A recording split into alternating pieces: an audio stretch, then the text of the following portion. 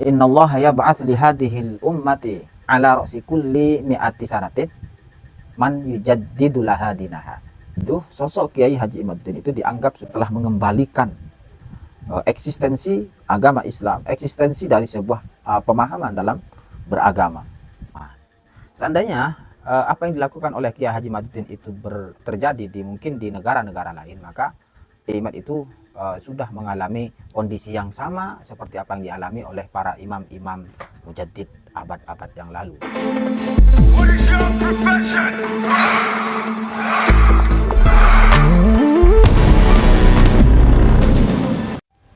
Assalamualaikum warahmatullahi wabarakatuh. Mungkin teman-teman sudah tahu ya tentang sebuah permainan sambung kata. Sambung kata itu terdapat ada 6 orang atau lebih, bahkan sampai 10 bisa lebih. Ya, orang itu berjejer. Nah, orang yang paling belakang itu membisikkan suatu kalimat, membisikkan suatu kata kepada orang yang ada di depannya. Kemudian orang yang di depannya tadi itu juga membisikkan kalimat tersebut terhadap orang yang ada di depannya juga. Seperti persis apa yang dilakukan oleh orang yang di belakangnya tadi. Terus itu sambung menyambung hingga pada orang yang paling ujung. Nah, terkadang di tengah perjalanan ketika sampai pada 4 orang, 5 orang itu sudah mulai ada perubahan dari kata-kata yang dibisikkan dari awal. Entah itu sengaja atau tidak, ya biasanya kalimat-kalimat tersebut itu sudah mulai ada perubahan. Semakin ke depan, semakin ke ujung, perubahan itu semakin rancau, semakin tidak karuan. Sehingga di akhir peserta tersebut disuruh untuk menyimpulkan kalimat yang sudah dibisikkan oleh orang yang paling belakang. Apa yang terjadi, kawan? Biasanya banyak kata-kata yang menyimpang dari maksud kalimat yang di awal. Jadi bahasa ataupun kalimat di awal itu sudah mulai berubah artinya. Begitu pula yang terjadi terhadap ajaran agama Islam ini.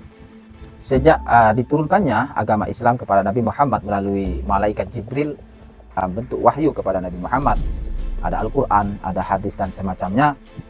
Di situ sambung menyambung hingga sampai sekarang di abad ke-14, abad ke-15. Bagaimana kita bisa memurnikan ajaran tersebut yang sesuai yang diajarkan oleh Rasulullah SAW dan juga para pewaris-pewarisnya. Makanya kenapa di setiap satu abad dalam Islam itu dikenal yang namanya mujaddid. Dan itu sesuai dengan sebuah hadis Abi Hurairah yang diriwayatkan oleh Abu Hurairah. Innallaha yab'ats li hadhil ummati ala ra'si kulli mi'ati sanatin man yujaddidu laha dinaha. Allah mengutus seseorang untuk umat ini dalam setiap ujung 100 tahun seorang yang akan memperbarui agamanya. Dari kejayaan Islam masa khilafah Umar bin Abdul Aziz sehingga kemudian di masa kejayaan Utsmaniyah di Turki itu ada beberapa imam-imam mujaddid. Ada Imam Syafi'i, ada Imam Ghazali, ada Imam Fathur Razi, ada Imam Suraij, ada juga Imam Suyuti. Dan kalau di 1 abad yang lalu Indonesia mempercayai adanya Kiai Haji Hashim Asy'ari sebagai mujaddid, di mana di masa itu dikaitkan dengan berdirinya Nahdlatul Ulama. Ada gerakan-gerakan dari kelompok yang anti madhab, yang berkiblat kepada Al-Wahhabiyah, yang dikenal dengan ajaran Wahhabiyah. Kemudian bagaimana ajaran Wahhabiyah ini menyebar di daerah tanah Arab dan juga akan masuk ke tanah Indonesia, tanah Nusantara. Sehingga kemudian muncul sosok Kiai Hasyim Asy'ari dengan beberapa ulama Nusantara. Beberapa ulama Nusantara untuk menangkal, untuk memberi jawaban terhadap faham-faham tersebut. Hingga tercetuslah gerakan Nahdlatul Ulama dengan berpaham Ahlus Sunnah wal Jamaah. Yang sampai sekarang pun kita bisa menikmati bagaimana terbentuknya Nahdlatul Ulama sebagai organisasi terbesar ini bisa memberikan pandangan pemikiran di dalam beragama. Nah, di abad ini muncul seseorang yaitu Kiai Haji Imaduddin Utsman Al-Bantani, di mana sudah banyak tokoh-tokoh ini menaruh faham, menaruh pandangan terhadap sosok Kiai Haji Imaduddin, bahwa Kiai Haji Imaduddin ini sudah menempati sebuah posisi di mana beliau itu dianggap sebagai mujaddid, sebagai sosok yang memberikan pemahaman tentang Islam.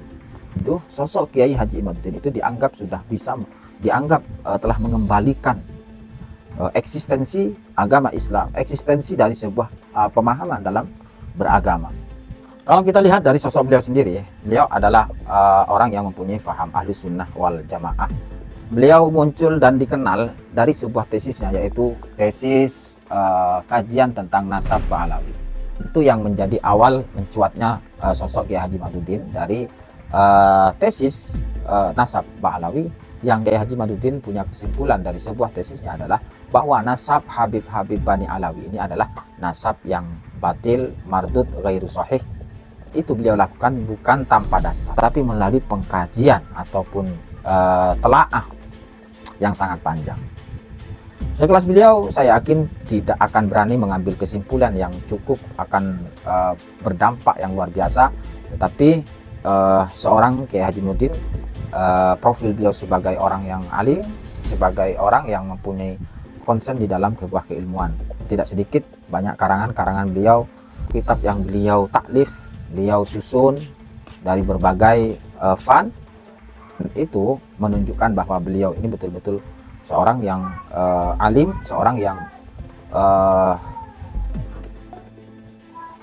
yang alim dan bisa dipertanggungjawabkan dari sebuah keilmuannya. Nah, dari tesis kajian nasab Ba'alawi inilah banyak pandangan, banyak pemikiran-pemikiran atau pelurusan-pelurusan tentang ajaran-ajaran yang sudah dianggap banyak penyimpangan-penyimpangan. Terkait juga bagaimana banyaknya pengkaburan-pengkaburan dari sisi sejarah, juga dari sisi hukum-hukum dalam agama, tentang kafaah, tentang kemuliaan dari sebuah keilmuan, tentang bagaimana hakikat kemuliaan seseorang di sisi Allah. Tidak hanya itu, banyak juga tentang bagaimana Kiai Haji Maduddin itu mengangkat dari sisi keilmuan, tentang fikih, tentang ilmu-ilmu yang lain. Maka tidak heran ketika sudah mulai banyak orang yang berasumsi bahwa Kiai Haji Maduddin ini salah satu mujaddid di abad 14 dan ke-15. Kenapa? Karena beliau muncul sebagai sosok yang meluruskan banyak hal, yang mana dalam 100 tahun ini dari Kiai Hasyim Asy'ari hingga sekarang ini banyak ditemukan banyak penyimpangan-penyimpangan dari segi agama, dari segi ajaran-ajaran agama Islam. Kemudian dengan munculnya beliau Kiai Haji Maduddin, banyak yang tercerahkan, banyak porsi-porsi dalam agama itu yang dikembalikan pada tempat semula. Banyak intelektual dan alim dari segi keilmuan, tetapi sangat jarang sekali orang yang mempunyai kejujuran dan keberanian terhadap keilmuannya. Seperti apa yang dilakukan oleh Kiai Haji Maduddin ini merupakan suatu keberanian dalam menyuarakan kebenaran.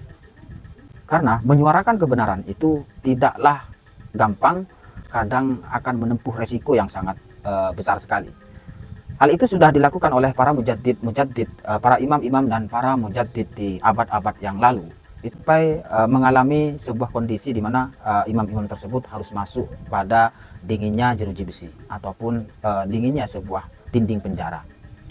Namun itu pula yang dilakukan oleh Kiai Haji Maduddin atas keberanian di dalam menyuarakan tentang kebenaran dalam sebuah keilmuan.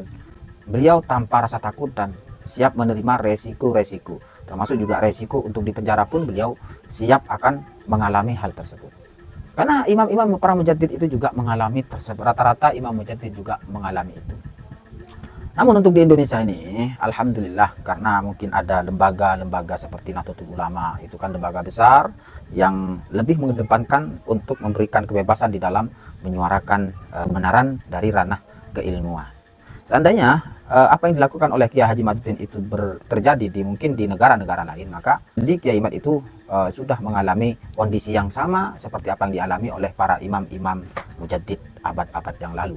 Dan saya pribadi merasa bahwa kemunculan beliau ini sangat bermanfaat sekali untuk masyarakat Indonesia pada khususnya, terutama pada keilmuan intelektual dunia.